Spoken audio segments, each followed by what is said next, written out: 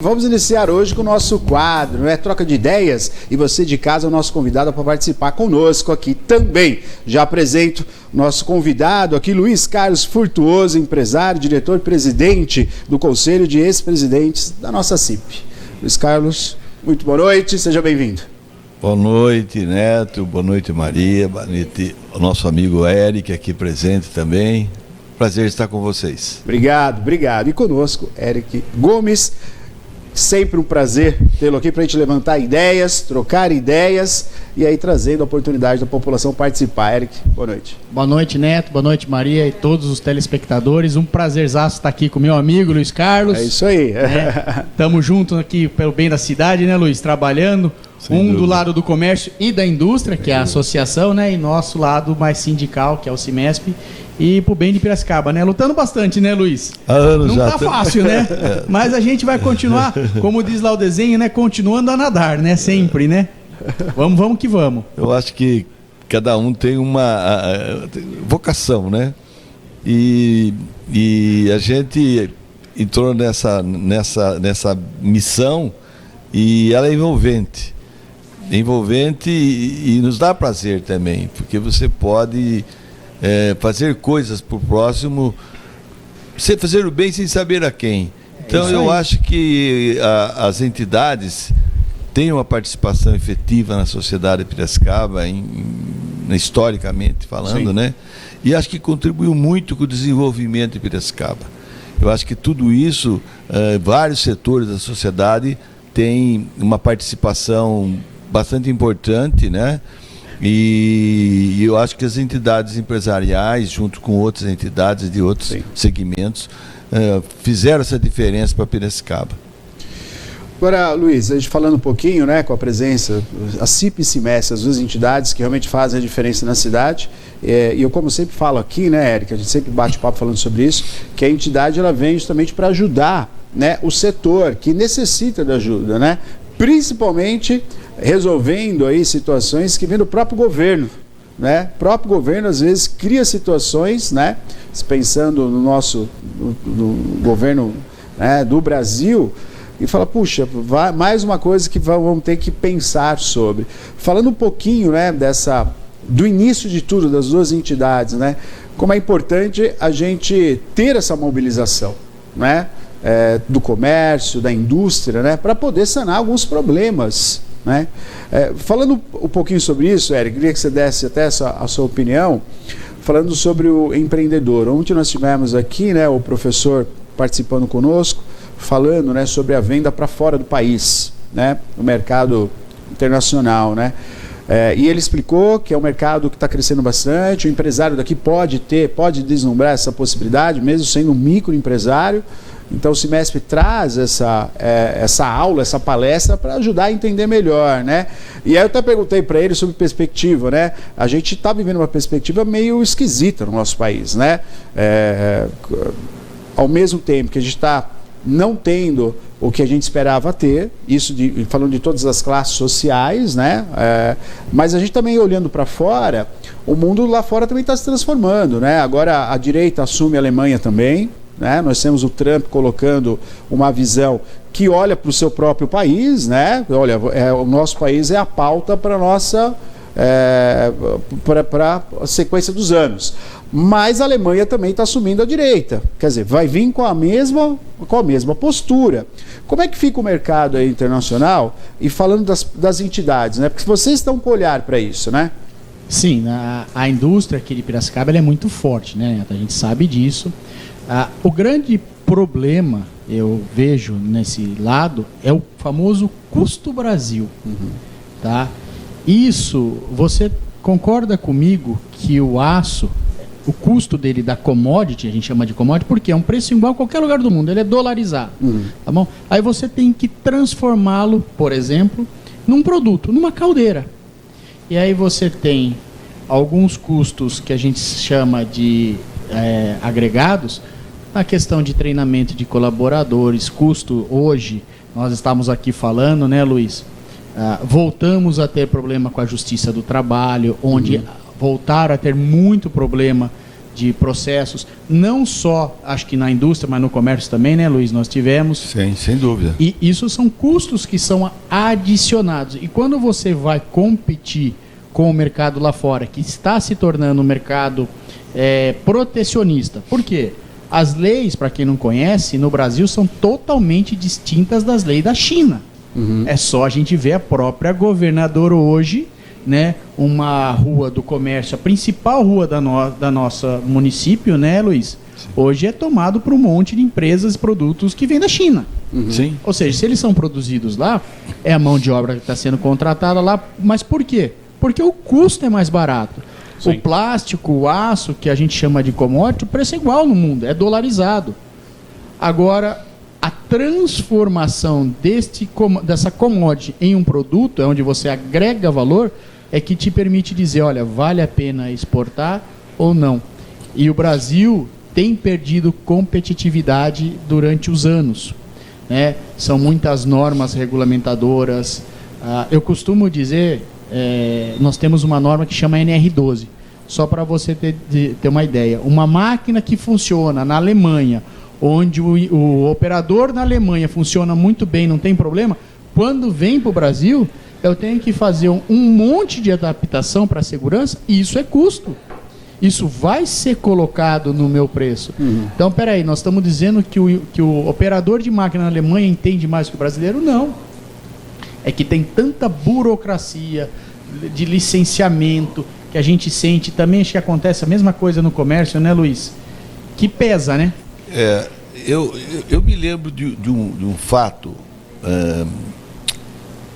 que teve uma palestra sobre o ambiente de trabalho. E foi na CIP, o Ceres foi dar a palestra. E quando terminou a palestra, um dos palestrantes foi lá e apresentou várias fotos de estabelecimentos. 4, 5 fotos. Num estado assim, de cozinha, banheiro e tal, deplorável. E aí, quando terminou a palestra, eu falei, escuta, não é esse o padrão das empresas. Você foi buscar o pior dos exemplos.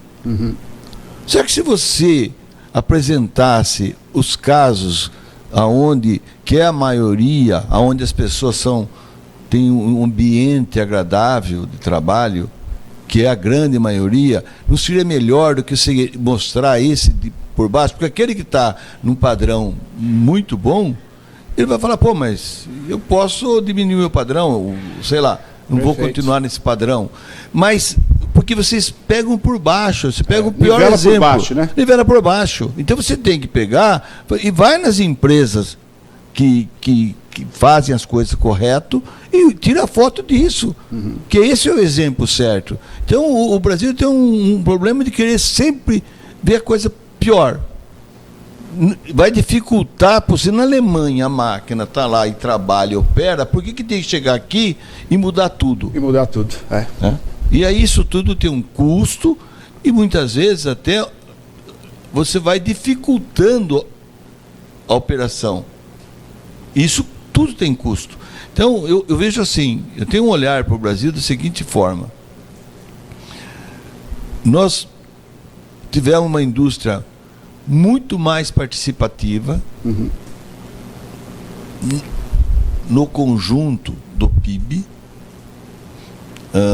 E hoje o que está salvando nós é o agronegócio. Sem dúvida. É o que está segurando o país. Porque ele está exportando e está tendo divisa para equilibrar a balança comercial. Se não tivesse o agronegócio feito essa grande revolução que fez, então o que nós teríamos hoje para equilibrar a balança comercial?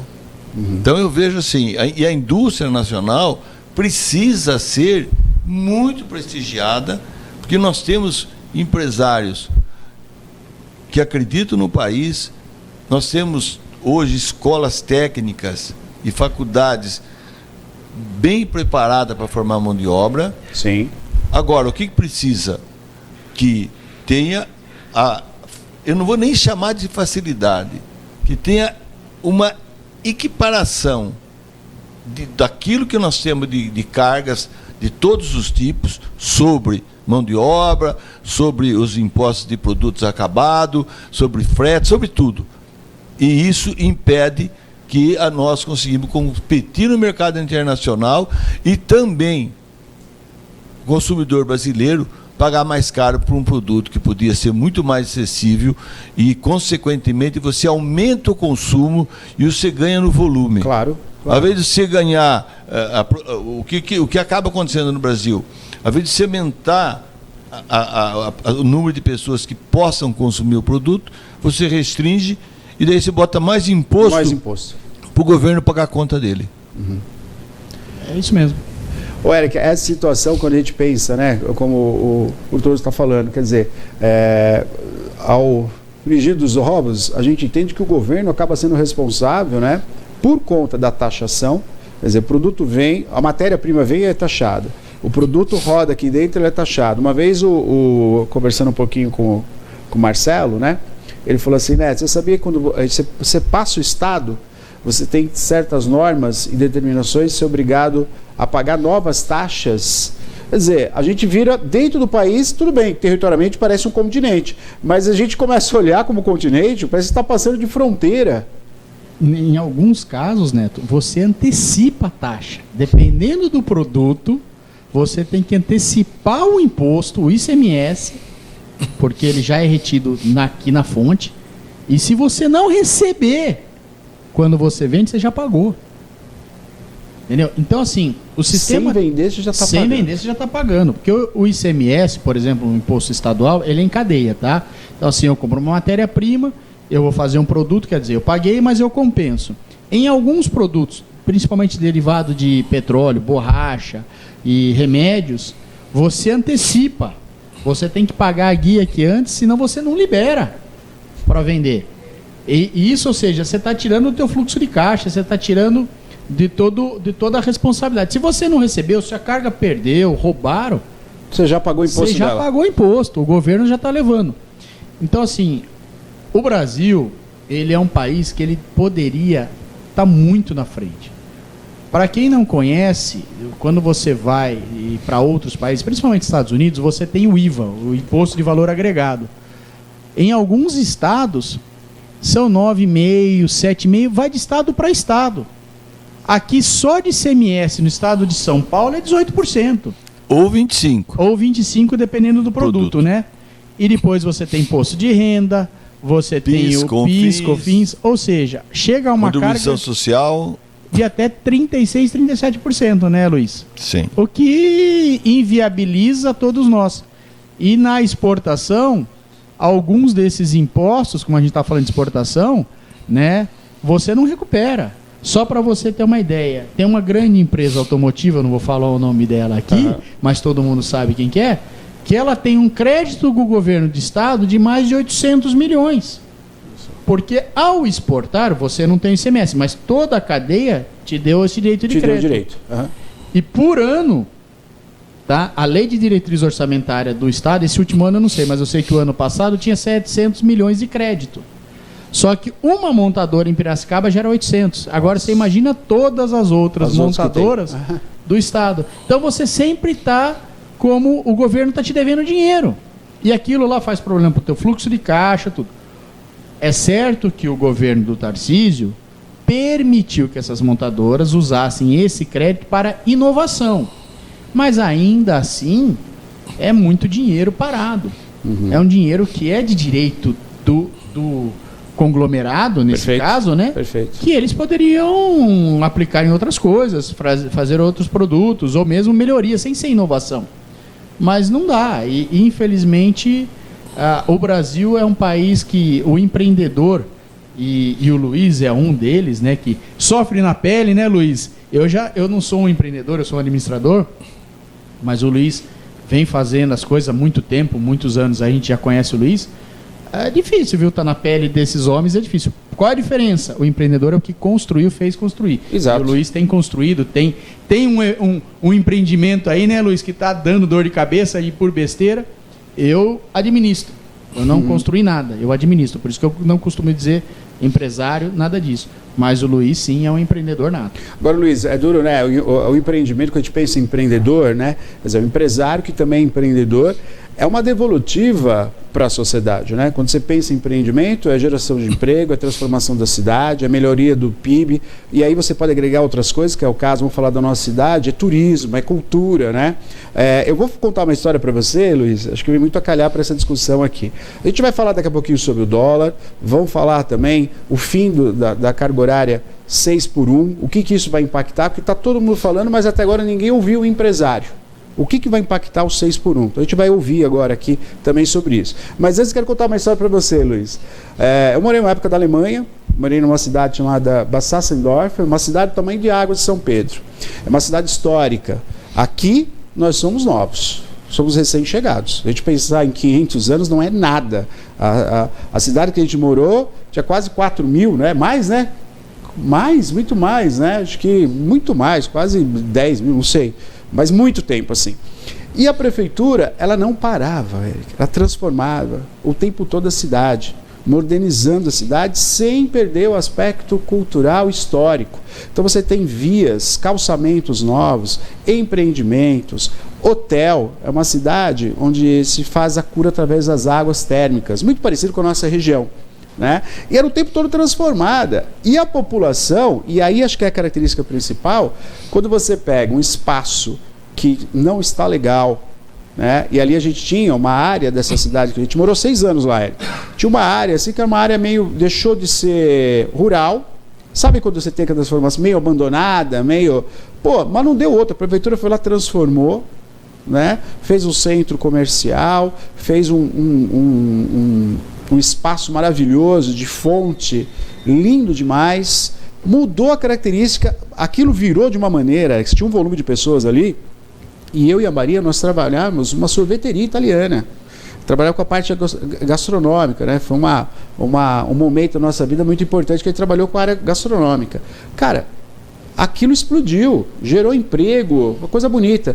E quando você pensa dessa maneira, você é empreendedor, e você pensa dessa maneira, aqui você esbarra na burocracia, você esbarra no imposto, e você esbarra em pessoas que não entendem isso, que vêm falar de uma cultura, que vêm falar de uma tradição, que nem existe, e aí fica como âncora, né, de um progresso. E é característico de cidades do interior do estado de São Paulo, não é, Frutuoso? Olha... antes de entrar nesse assunto, eu vou fazer um comentário. Você estava comentando sobre impostos. Tem vários setores de economia, e eu vou dizer bebida, vou dizer cosmético, vários setores. Você paga o ICMS do valor que eles presumem que você vai vender. Nossa. Então, a hora que você compra o produto, você já pagou ICMS de um valor que eles presumem que você vai vender. Se você vender por menos, você já pagou ICM do valor integral. Então, o seu capital de giro, que deveria você pagar imposto na hora que você vende, já está comprometido. Você já pagou, você teve que aumentar o capital de giro para você ter aquele produto no estoque. Você fala, não, mas você pode entrar com um processo. Você vai entrar com um processo para nota por nota, você não vai resolver isso nunca no esquema que nós temos de burocracia no Estado. Então você paga o imposto do valor que eles acham que você vai vender, e que na concorrência não é esse valor que você vende por menos, mas você já pagou o imposto. Então na hora que você comprou, você fica lá pagando. Então você teve que pôr mais capital de giro para ter no estoque para o imposto que está antecipado para o governo. Você vê, tem mais isso ainda sobre toda essa conjuntura. Entrando nesse aspecto, eu vejo, que você comentou, eu vejo o seguinte: eu acho que tem coisas que elas são ícones. São ícones. No entanto, se você não fizer uma preservação, uma atualização, você vai deixar as coisas deteriorar. E a hora que as coisas estão deterioradas, o que acaba acontecendo? Esse estabelecimento, ele vai deixar de ter o charme que ele tem, a freguesia que ele tem, o movimento que ele tem. Então, quando o pessoal vem e fala assim, não, nós vamos tombar 330 imóveis na área da orla do Rio Piracicaba. E pega da ponte do Mirante, começa no Hotel Beira Rio, e vai até a ponte do Caixão e volta do outro lado do rio. Você imagine quantos imóveis vai ser tombado. Você imagine, para você mexer no imóvel tombado, você tem que pedir uma autorização no Codefat de São Paulo. Acho que eles têm gente para isso. Para vir aqui averiguar e dizer que como era aquilo naquela época para você fazer. O que vai acontecer? Daqui um período, toda essa orla vai estar estragada, sem conservação, sem nada. Então, uma coisa que é um diferencial, que a gente tem que modernizar, atualizar, vai passar a ser o quê? Uma área que ninguém vai. Parada e que ninguém vai porque não tem condições de fazer a modernização necessária e o acompanhamento. O que eu vejo? Vou manter a fachada? Ótimo, tal. Agora, tem legislação, você tem que cumprir a legislação. O que você não pode é querer que o seu ponto de vista prevaleça em cima da legislação. Então, não está bom assim, eu vou ter que mudar a legislação, porque não está bom para mim desse jeito. Mas por quê? Mas espera um pouquinho só. Qual o benefício que essa proposta sua traz? Sim. Por que você nunca discutiu esse tema antes? Agora você está discutindo. Então, esse é o ponto que as coisas mudam. Então, você não tem segurança jurídica, você faz investimento, daqui a pouco as pessoas querem interferir no que não sabe, no que não conhece, nunca vem conversar para saber como é que é, e quer que as coisas funcionem da forma com que ele acha, que ele entende. E o que realmente ele entende? Do que ele entende? O Eric, Frutuoso, a cidade que a gente morou era medieval. Então você tinha toda a tradição, e a prefeitura, lá chamada de comune, né, tem assim a sua administração muito próxima. Ela tem o entendimento que a Europa, o turismo é forte. Sim. Então você tem que estar modernizado para receber esse turista de hoje. Não adianta você ir num lugar onde está tudo precário. Você não tem um gramado adequado, você não tem uma passagem adequada, você não tem um estabelecimento adequado, né? E isso acontece porque tem certas leis no país que engessam, como você falou, Frutuoso. Lá não, lá você tinha um prédio moderno, ao lado você tinha um aspecto histórico conservado. Mas ao lado você tinha uma fachada, um prédio super moderno. E as pessoas já achavam isso de muito bom gosto, movimentava. Agora eu não sei a concepção, por que no nosso país, enfim, engessa tudo. Aí fica uma coisa decadente, não suporta a quantidade de pessoas. A pessoa que vem e fala, eu não volto mais, porque eu não tenho lugar para parar, eu não tenho lugar para me alimentar tranquilamente, não cabe, não consigo ampliar. Cria um caos e a pessoa deixa de vir, não é isso, Eric? Exatamente, e vou te dar um exemplo aqui no nosso continente. Uhum. Quem já foi na Argentina e conhece Porto Madeiro? Porto Madeiro, ele foi totalmente revitalizado e atualizado, e hoje é um dos locais mais turísticos da Argentina. E nós tínhamos, agora vou te dar outro exemplo, onde as leis brasileiras são, desculpa a palavra que eu vou usar, mais estúpidas. Quem conheceu a mansão da Matarazzo que tinha na Paulista? Sim. Teve uma briga, tinha empresários que queriam revitalizá-la, mas uma briga, fica isso, tempo na justiça, a nossa justiça é lenta. Ultimamente eu costumava dizer que era lenta, mas não falhava. Hoje ela é lenta e falha, na minha visão, tá? E aí o que aconteceu? Caiu o prédio, não está mais lá. Porque chega uma hora que a estrutura não aguenta. Claro. Então, nós temos que pensar, eu faria uma pergunta, será que se esse projeto fosse de uma outra vertente política, já não teria acontecido? É a pergunta que eu faço. Porque, desculpa, gente, esse projeto especialmente ali, a Rua do Porto, nossa, ela é muito linda. E nós já estamos mantendo o lado do engenho, historicamente, já é tombado, então está ótimo, a história está lá. Agora nós temos um outro lado que pode ser revitalizado, e eu vou ser muito franco, não acho que é só a parte do Boys, não. Eu acho que a parte da Torres também precisa ser revitalizada, e a parte toda de baixo, onde você tem uma arquitetura lá embaixo muito bonita, mas tem que ser revitalizada. Outro lugar que eu costumo falar que tem que ser revitalizado com urgência, que eu falo muito com os amigos da CIP, é Governador. Você já andou naquela Governador e olhou para cima para a fachada? Quando você não vê aquele monte de fio que está lá, porque as companhias vão lá, elas não trocam fio, né? Não, coloca mais um. Outro. Ela não substitui, coloca um a mais. Mas vocês já repararam que lindas são aquelas fachadas da Governador? Sim. Então assim, ali ninguém está falando nada. Ali não tem problema político, ninguém fala nada.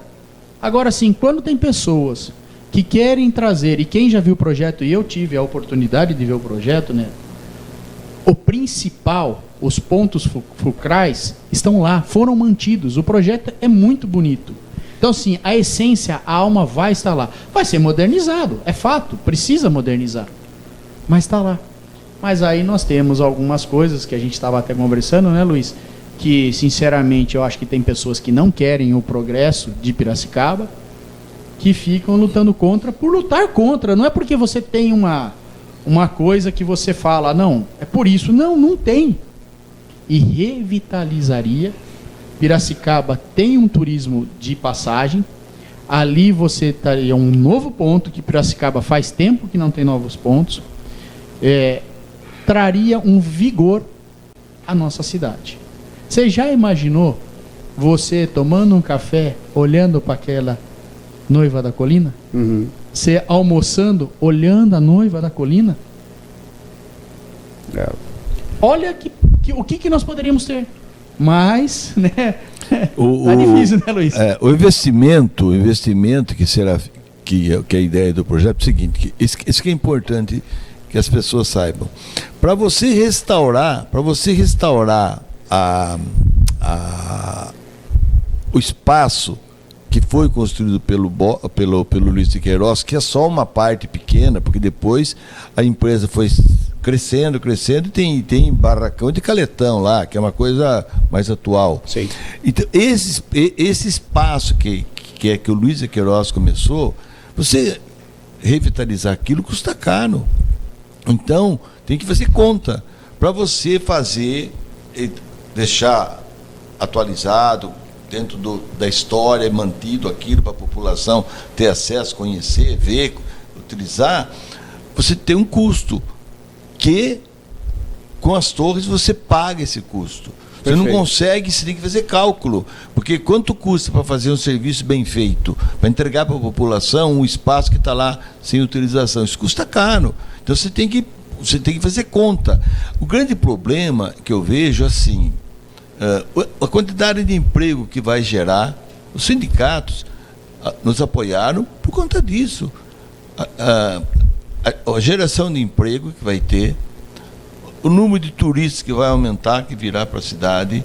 Existe uma informação, o seguinte, a pessoa que vai para Ribeirão Preto e que vem para Piracicaba, ele gasta, o que vem na Piracicaba, ele gasta o valor. Os que vão para Ribeirão Preto gastam 2,5 vezes a mais. Por atrativo? Por atrativo e ter opção.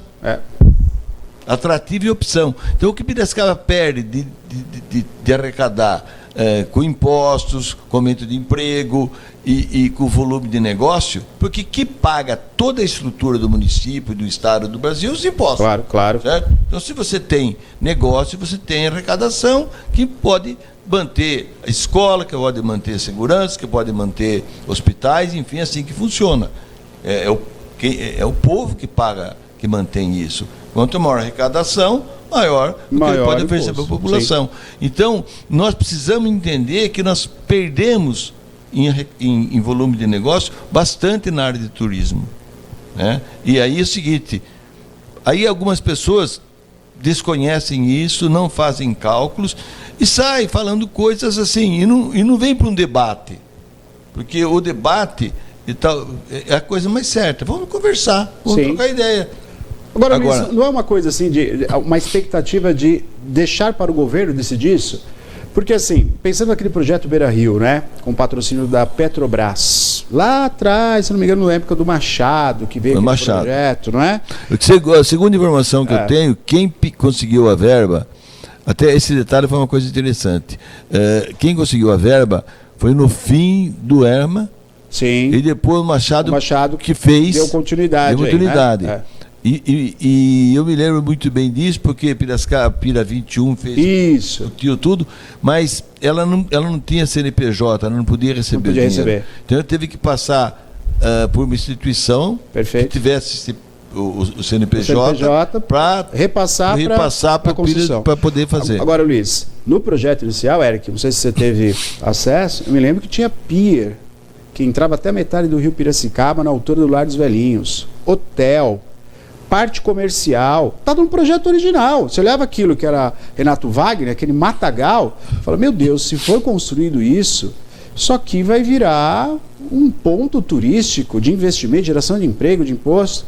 E assim, o projeto saiu, acho que 10% do que foi colocado, no meu ver, não sei números, eu estou dizendo 10%, porque o que eu vi no projeto original, com aqueles piers, assim, que até lembra muito aquele local nos Estados Unidos, que tem o pier também, que as pessoas vão ter restaurantes. Falei, meu, isso aqui é um investimento maravilhoso, Piracicaba vai dar um salto enorme.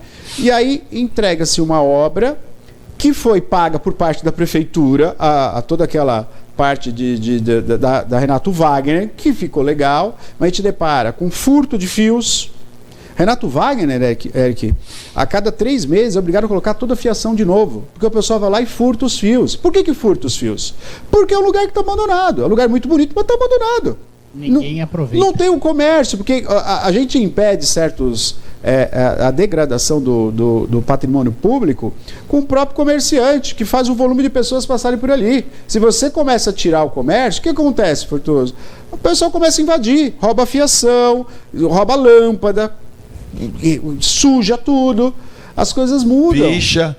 Então, faz sujeira. Você vai dentro da boia, por exemplo, você vê o que os caras picham, quebraram tudo contra vidro. Eu filmei 2 sujeitos em cima do telhado, fumando o baseado dele naquela altura. Baseado não é uma coisa, né? Maconha não é uma coisa que você vai ficar consciente. Maconha deixa você lerdo. Você subiu num grau, fuma maconha lá em cima, como é que você desce depois?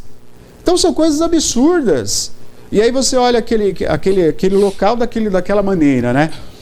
O projeto Beira Rio, falo aqui, Eric, o que você vê, o protótipo na época era maravilhoso. E não foi entregue, para mim não foi entregue 10% daquela beleza que eu vi na maquete. E hoje nós temos um projeto totalmente financiado pela iniciativa privada. É isso que eu ia falar, exato. E não anda. E aí não anda. E não deixam andar. Essa conversa que o futuro... Vamos para as participações? Bastante gente participando. Vamos ouvir aí? Pois não, Maria. Vamos lá. Bastante gente querendo participar, falando dos impostos. Liga para mim, está desligado o seu mic, Mar. Tá falando dos impostos, está falando do que a gente está discutindo aqui.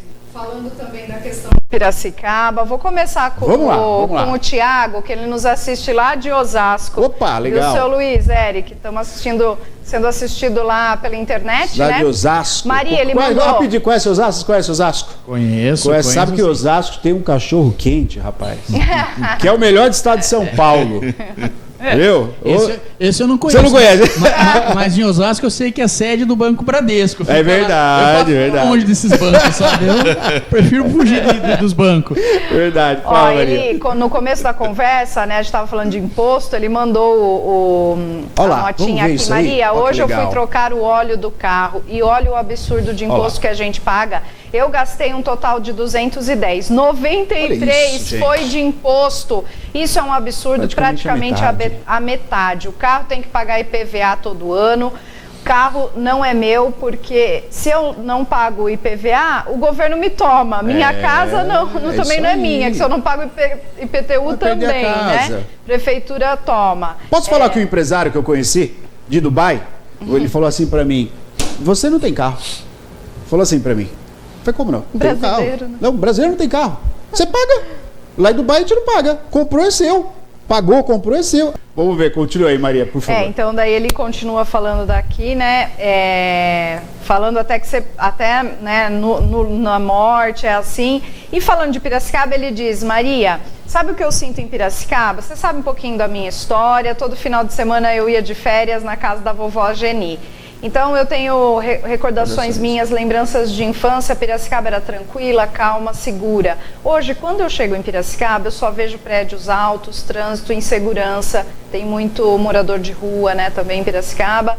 Para mim, perdeu aquele charme que ela tinha de cidade do interior.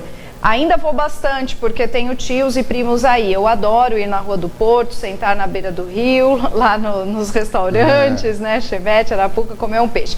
Eu brinco dizendo que eu sou piracicabano, não nasci aí, mas minha infância eu passei aí, tenho um amor por essa cidade linda, maravilhosa. Mas ela perdeu o charme que tinha há 40 anos atrás. O que os senhores acham desse comentário do Tiago? Eu colocaria da seguinte forma: Piracicaba cresceu. E muito. E bastante. E nós estamos sentindo, inclusive, no trânsito, né? Que você vê a dificuldade de você faz um plano. Eu vou levar 20 minutos para ir no lugar, você leva muito mais, dependendo do horário e o pico e tal. Eu vejo assim, que a Piracicaba cresceu. E ela não continuou, ela não conseguiu oferecer opções à altura do tamanho da cidade. Então, ela perdeu muito do seu charme, porque ela deixou de ser lugares que tinham na cidade, deixou de existir.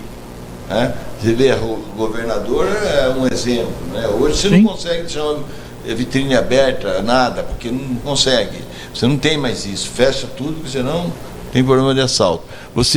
A Praça José Bonifácio era um lugar que as pessoas iam se encontrar e tinha bons restaurantes. Hoje não é possível.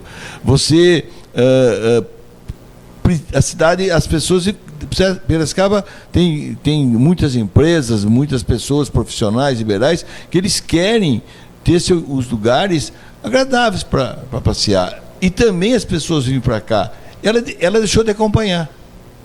Então, se você falar assim, qual foi uma conquista que Piracicaba teve de modernização nos últimos 40 anos? Eu vou dizer mais fácil. Cite 20 anos para cá, o que teve de novo em Piracicaba? O que teve de novo? Antes você ia no Mirante almoçar, um charme, era lindo aquele lugar. Hoje o Mirante não dá para você ir. Não tirou o restaurante de lá e ficou largado. Verdade. Então o que teve de novo em Piracicaba? Bom, nós tivemos o Engenho, mas o Engenho foi tombado há mais de 30 anos atrás. E até hoje não terminou. Não terminou, que você risco, só usa para festas das nações, né?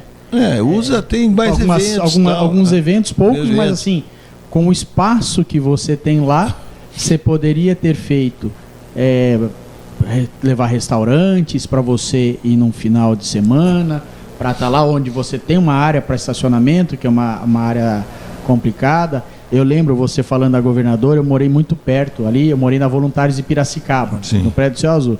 O sonho meu de criança, eu vou falar de criança porque pequenininho eu sou até hoje, né?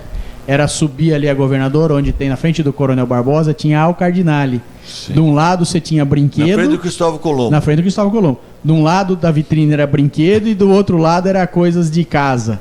Então eu parava lá todo final de semana, fazia meu pai levar a gente pra ir. A gente ia na missa, na catedral. Na época você andava naqueles fusquinhos que acho que hoje nem tem mais, né? Eu ia comer um cachorro quente. Comprava tênis naquela loja passando o Mercadão. No próximo quartel, acho que é a segunda loja à direita, que hoje também não existe mais. Então, assim, a diversão do piracicabano estava nisso. A própria Rua do Porto, ela falou sentar no Mirante, nos dois restaurantes a qual citou, né? Ele citou, por que não mais um lá em cima que contempla no projeto um restaurante, se eu não estiver enganado, sim. Certo, Luiz? O próprio Mirante, ele foi tirado porque acho que devia ser algum pagamento, era um comodato, né, com a cidade. Era um prédio, ali um prédio público, né? Foi retirado. Mas ninguém fez uma nova concessão. E por que não? Acho que a lei aprovou no final do ano passado, do mandato do Luciano, aprovou colocar de novo em concessão, né? Sim. Foi feito um aquário, algumas coisas, mas qualquer lugar que você vá do Brasil Tem duas. Mirante. É isso aí. Tem três coisas. É o Mirante, Quinzão, a Rua do Porto e o Quinzão. São três coisas que todo mundo fala da nossa cidade. Agora, se você não revitalizar, criar novos, acaba. Esse é o ponto, né? Seja do que for. Então, se você tem que revitalizar, senão acaba. Vai chegando uma hora que vai deteriorando. Modernizar, o mundo tem que ser moderno, tem que mudar. Porque mudou as pessoas hoje, eles querem comodidade, querem conforto, querem ter segurança e uma série de coisas. Olá, mais participação, Maria? Sim, essa aqui é o Leandro. Oi, Leandro já fez outra pergunta, já subo também. Ele tá adorando, né? Esse quadro tá bom demais. Piracicaba cresceu ou inchou? Depois vocês vejam aí as definições, tá? A Piracicaba, vários prédios já foram derrubados, igual a história da mansão dos Matarazzo. Digo mais, vários outros pontos já estão no mesmo caminho. Esse quadro tá bom demais. Valeu, obrigado. Esse quadro tá bom demais. Deixa eu só subir um pouquinho, que aqui no início do quadro ele pergunta, né? O que fazer, então, para melhorar tudo isso? Desde que eu me conheço por gente, o Brasil passa por esse perrengue. Boa pergunta. Vamos começar pela mansão dos Matarazzo. Eu me lembro lá em São Paulo, a decadência que foi, né? Toda a história dos Matarazzo. Aí tem que entrar na questão familiar, né? Dessa continuidade, enfim. Mas foi abandonado. Tudo que é abandonado, qualquer prédio, moderno, antigo, histórico, se ele é abandonado, a gente vai perder. Né? Então nós estamos falando, por exemplo, alguns pontos aqui, como a própria Boys, né? O casarão está para alugar, né, Luiz? Ao lado ali dá um belo restaurante, ali dá um belo buffet, dá um café, mas ele tem que ser cuidado, né? Quando a coisa está cuidada, ele tem um olhar de empreendimento. Nós estamos falando de empreendimento, não dá para largar tudo nas costas do governo. Quer que eu te dê um exemplo de um negócio que foi revitalizado em Piracicaba e está funcionando muito bem? Vai no Monte Alegre. Perfeito. Vai naqueles restaurantes do Monte Alegre, foram todos revitalizados. E uma área particular, Eric. Área particular. Lá ninguém foi fazer barulho. Né? Lá, eu moro ali próximo. Né? A gente fica até irritado, porque é tanto carro naquela região agora, né? Que você não consegue nem transitar direito. Mas foi revitalizado. Olha o que trouxe para a cidade. E 2 grandes empreendimentos já vão para lá, viu? Eu já estou sabendo. Eu não posso falar muito aqui, mas a gente fica sabendo. Tem 2 grandes empreendimentos que estão chegando lá também. Né, na questão de hotelaria. Isso vai gerar muito emprego para a cidade. Né? Luiz, quer comentar um pouquinho sobre o que o telespectador falou? Olha, eu vejo o seguinte. O que nós vemos no Brasil você tem que pensar o seguinte. Nós tomamos o Engenho, que foi uma decisão perfeita.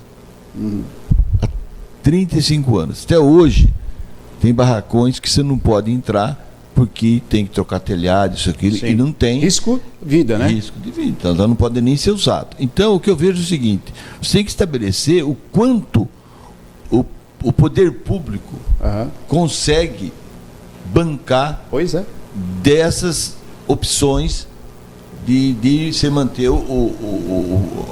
a área intocável, que é a tombada. Então, você precisa ver quanto que a cidade... a arrecadação do município... Tem para manter. Tem para manter. Isso. Porque se falar assim, eu vou trazer dinheiro do Estado, vou trazer dinheiro federal... Luiz, não vem, né? Tudo conversa. Não vem. Nós temos aí deputados, tudo... Não vem. Federal e tal. Se veio dinheiro para o engenho? Não. Tem outras prioridades, vamos dizer assim, né? Não que não seja prioridade. Você não vai tirar dinheiro de saúde, educação... que já é pouco, não é suficiente para isso. E o poder público fala, se conversa com o prefeito, ele fala, eu tenho um número para manter a cidade. Onde vai tirar dinheiro para fazer isso? Então, a iniciativa privada, ela se imagine você poder recuperar um espaço que está perdido lá, que ninguém entra, ninguém usa, e você poder oferecer, como foi o início da fábrica Boys, para a população poder visitar.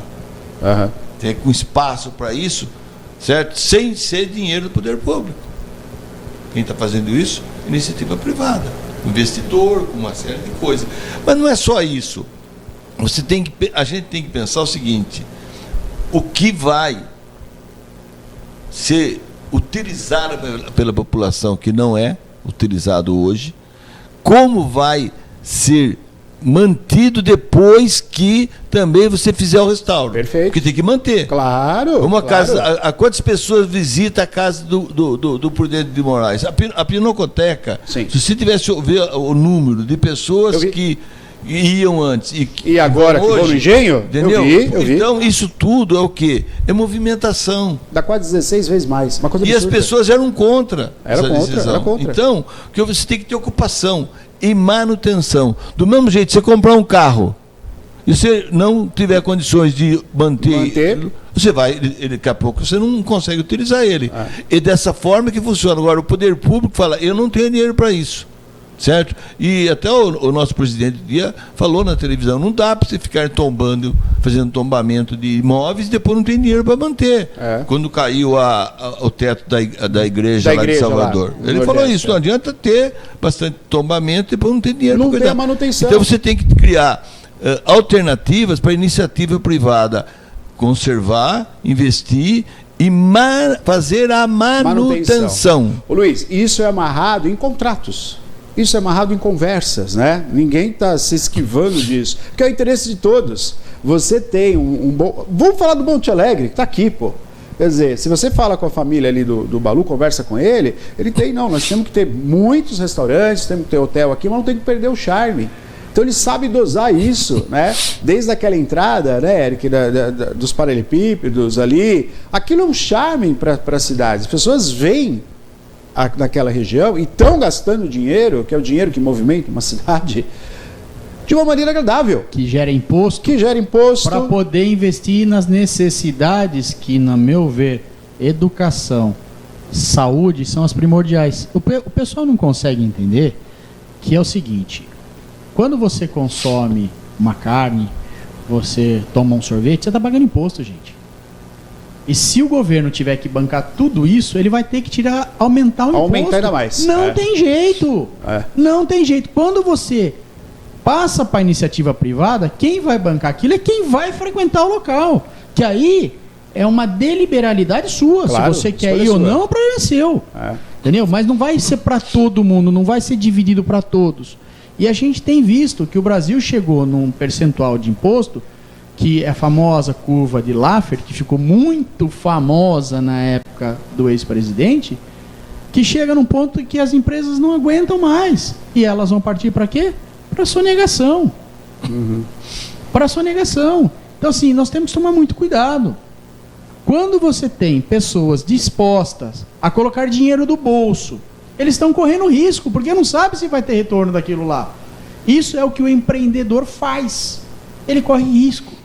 E o risco é diretamente proporcional ao retorno. Você pode correr muito risco e ter um retorno muito grande, pode tomar um tombo. E não é dinheiro público. O dinheiro público ele tem que ser usado para a saúde, para a educação e outras coisas mais. Para transporte, mas não para isso. Isso é nós, o setor privado. Eu digo nós porque eu sou do setor privado, venho do setor privado desde que eu nasci. E é isso que nós temos que fazer para proporcionar boas escolhas para o município. Vamos ver a participação? Tem participação? A troca de ideias está legal aqui? Pois não, Maria, vai lá. Só ver o horário que o seu Luiz daqui a pouco tem compromisso, reunião, hein, Luiz? lá na CIP. O quadro tá bom, Luiz? Tá gostando do quadro, Luiz? Muito bom, muito bom. Tá muito bom. Antes de eu falar do comentário da Rose, só registrar aqui, o Cris está assistindo lá da Baixada, tá adorando, alegria assistir esse belo programa. Valeu, obrigado. Tá melhor que nós lá, acho que tá, né, meu? Tá calorzinho bom, tá na praia, que beleza. A Rose quer saber, quem precisa arregaçar as mangas para melhorar o turismo? Eu já vou mostrar a foto linda que ela mandou do pôr do sol aqui. Olha que beleza, hein? Maravilhoso. Nossa, a cidade é bonita, né, gente? É bonita demais. A cidade é linda. Piracicaba é uma cidade linda. E aí, quem regaça a manga? Olha, eu vou fazer um comentário que eu acho que cabe bem nisso daí. Eu vejo o seguinte, nós hoje a CIP ela é sede uma regional de associações comerciais. Ela pertencia a Campinas com a região metropolitana. A federação separou essa região nossa, aí tem 15 cidades que foi separada de Campinas. E nas visitas que a gente fez nessas associações, tem várias cidades que dependem do turismo. E aí, o que a gente conversou? O que nós podemos fazer juntos? Que a hora que ele vier para Piracicaba, ele fica aqui, ele vai para Águas, ele vai para São Pedro, ele vai para outras cidades, Brotas e daí para frente. O que acontece? Existe uma coisa bem simples. O poder público tem suas limitações orçamentárias. Sim. De alternativas, de passar por Câmara, por muita coisa. E tem que ter a verba para fazer. E acaba não acontecendo. Então, a iniciativa privada, ela faz parte do empreendedor investir, ter coragem. Esse empreendimento mesmo da Voz vai ter que ter investimento de fora para poder bancar a obra, fazer a obra. Não é um investimento barato. Nós temos terreno, temos uma área, mas quem vai investir vai ser investidor. Então, você vai trazer dinheiro para movimentar a cidade. O que acontece? Quando você quer ficar tudo na mão do Estado, alguém vai sofrer.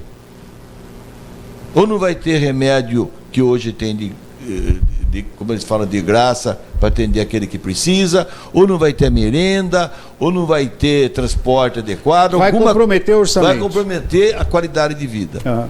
Quando você tem um investimento, aí muda. Você tem a movimentação. E o governo passa a receber. Passa a receber. Mais IPTU, mais impostos que vão para o município, que o município participa da arrecadação dos impostos.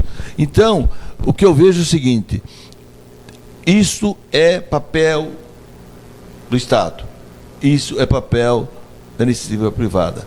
O que você não pode fazer para poder acontecer isso que ela perguntou é querer impedir que a iniciativa privada faça o papel dela. É ela que faz a transformação. Se você, antes, Piracicaba dependia somente de cana-de-açúcar. Perfeito. Depois ela passou com o Distrito Industrial de Piracicaba, do Nordeste, mudou, foi ampliando. Hoje tem outros distritos industriais. Piracicaba cresceu, duplicou as pistas, que é o papel do Estado. Fundamental, né? Piracicaba mudou seu panorama, como outras cidades. Agora, o que vem? Se não tiver investimento para você dar suporte a toda essa população, dar qualidade de vida. E que qualidade de vida é você ter onde ir, sair. Você vai ter o restaurante, você vai ter a lanchonete mais barata, você vai ter aquele que tem o valor agregado maior, mas tem opção. E o que eu vejo é o seguinte: a população, ela, com as iniciativas delas, com o investimento dela, cada um no seu tamanho, microempresário, microempreendedor, o MEI, o médio empresário, o grande empresário, enfim, que faz a transformação. Você imagina uma cidade pequena, que não tem indústria, que não tenha nada que gere emprego. A qualidade de vida dessas pessoas, ela depende só daquilo. A renda per capita é baixa.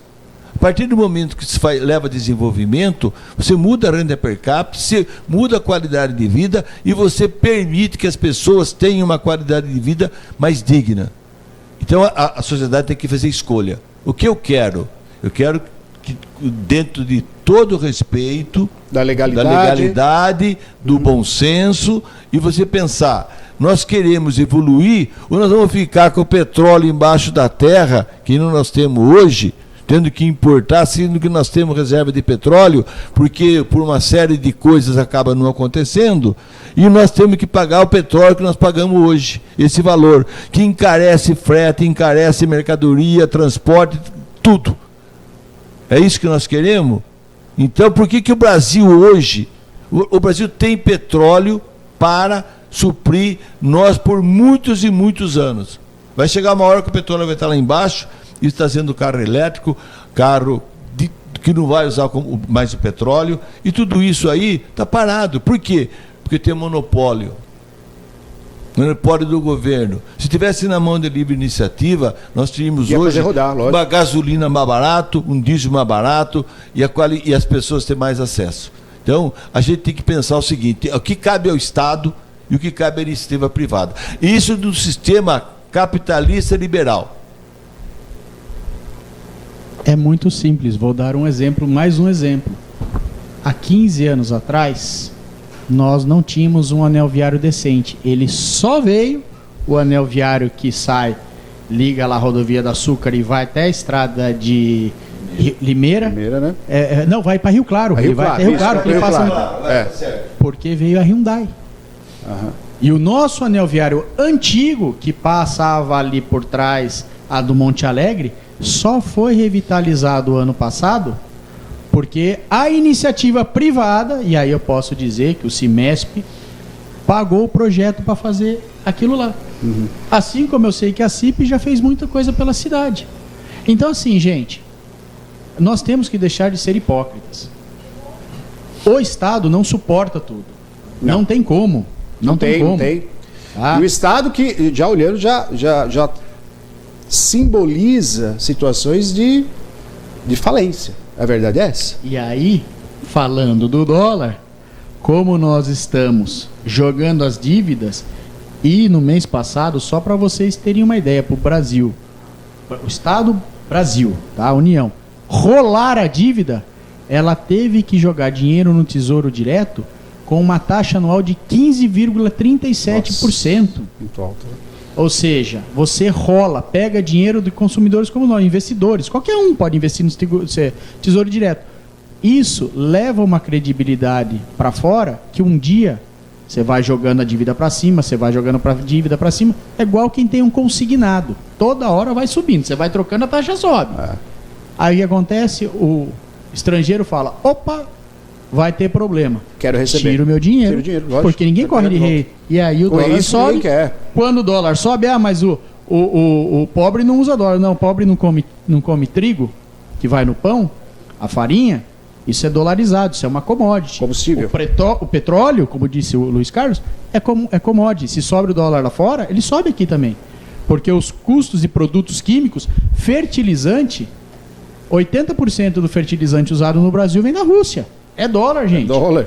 Então, assim, isso afeta diretamente a todos nós. A gente pensa que não, isso não muda a minha vida, mas afeta. Quero mostrar para vocês, Luiz está compromisso, Eric, o quadro bomba. Só vou mostrar, vamos passar rapidinho? Eu acho que a gente vai ter que marcar outras vezes pro seu Luiz e o Eric vir, porque o pessoal tá gostando muito. Olha aí como é que tá, bombando. Eu quero até já agradecer, Neto, porque tem muitas perguntas que chegaram que não vai dar tempo da gente desenvolver, viu, seu Luiz e Eric? Vocês vão ter que voltar. Mas a Cleide tá aqui comentando referente aos impostos, né? Ela diz, nós somos um dos países mais taxados do mundo, infelizmente, mas eu amo o meu país. Tem que mudar isso, a esperança é a última que morre. Estou amando esse quadro. Deixa eu mostrar mais um aqui, Neto, do seu Fernando também. Troca de ideias, ótimo. Ele está dando um alô aqui. Boa noite, Neto, boa noite. Maria, todos. Luiz é genial, visão para frente, empresário de sucesso, gosto dele, visão comunitária, inteligente e eficaz. Eric também, eles têm visão panorâmica. Corporativismo, gostei. E mais as pessoas, Neto, que estão mandando alô. A Kátia fez pergunta, o Simão, o Rodrigo. Não vai dar tempo, gente. Eu te quero agradecer. Luiz, obrigado pela sua presença. Vamos marcar. Você gostou do quadro, né, Luiz? Temos que conversar mais, né? Voltar mais vezes. E vocês sabem conduzir maravilhosamente o programa. A Eric tem discutido temas na cidade importante. É gostoso conversar nesse nível, né? E eu vou dizer uma coisa a mais para encerrar. Eu vejo assim, a gente precisa tomar cuidado com quem fala o quê. Porque muita gente, por que a praça não foi até hoje reformada, a Praça José Bonifácio? Porque todas as pessoas querem que seja de um jeito. Se você pegar 10 pessoas que querem opinar, que as pessoas que participam, eu participei já de algumas coisas, inclusive um dos projetos da praça que ia ficar maravilhosa, a CIP patrocinou, eu era presidente. A Danpower também. A Danpower e a Euroclinger pagamos juntos. Foi a outra, essa mais recente. E daí participaram mais empresas, tudo. O que acontece? Todo mundo quer que seja do seu jeito. Do seu jeito não tem. Então, o que tem hora que tem que ter? Convergência. Isso. As pessoas precisam entender o seguinte, que eu não posso querer que a cidade continue sendo do meu jeito. Ela tem que ser do jeito que dê guarida para a população, que dê qualidade de vida para a população, que ela tenha oportunidades. E que uma coisa que eu vejo é o seguinte, nós somos um país rico,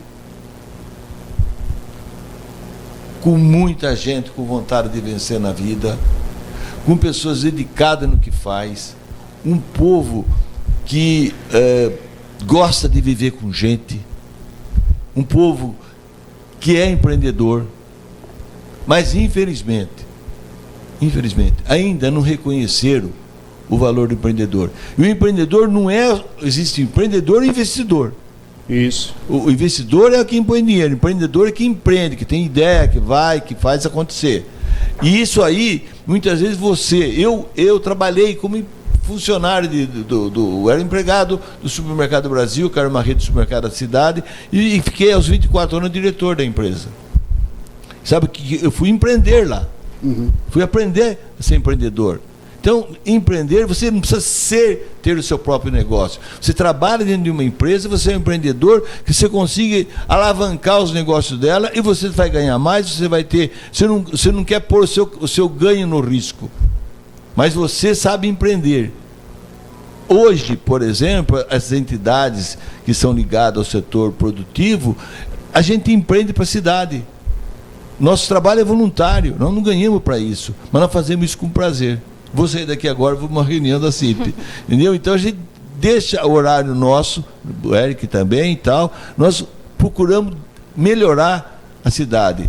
Então, a partir do momento que o povo brasileiro começar a dar valor para o menino que tem vontade de ter iniciativa de fazer as coisas, valorizar ele, ensinar ele, incentivar ele a fazer as coisas acontecer, você vai mudando o conceito, porque não tem sentido um país com a riqueza que tem pessoas que passam a necessidade. Pode ter várias teorias, várias coisas que vêm explicar um monte de coisa. Eu estudei economia, fiz administração, fiz pós-graduação, então eu conheço um pouquinho do tema. Existe muita história que eu vi em livro, enquanto eu estava fazendo a faculdade, que você vê que na prática ela não funciona. O que nós precisamos é cuidar de gente, dar oportunidade para as pessoas, e a pessoa, que esse é o grande detalhe, a pessoa pode ter nascido numa situação mais humilde, sim, mas ele tem a oportunidade de mudar a sua vida. O que você não pode é impedir que o sonho das pessoas não aconteça, porque você acha que nada pode mudar, que as pessoas têm que viver na barra do Estado. Alguém tem que pagar essa conta. Dá oportunidade para os jovens, dá oportunidade, incentiva as crianças a empreender. Vamos mudar esse país. Esse país não merece ter um povo sofrido, de forma nenhuma, e cabe a nós mudar. E quando você falou de movimentação, tem hora que a gente tem que se posicionar, porque tem gente que está sofrendo porque foi defender ideais. E nós estamos aqui sentados, olhando, e ninguém faz nada. Então, a verdade é o seguinte, nós temos que ter obrigação com esse país. Vocês que são jovens, vocês têm obrigação com o país de continuar o que a gente procurou fazer na nossa vida. Obrigação de mudar esse país, porque nós temos condições de ter qualidade de vida, temos condições de ter dignidade para toda a população brasileira. Luiz Carlos Frutuoso, obrigado. Obrigado pela sua presença. Eric, mais uma vez. Então, obrigado, viu? Semana que vem estamos de volta aqui? Estamos sim. Fechou. Sempre. Fechou. Valeu, meu querido. Muito obrigado, viu?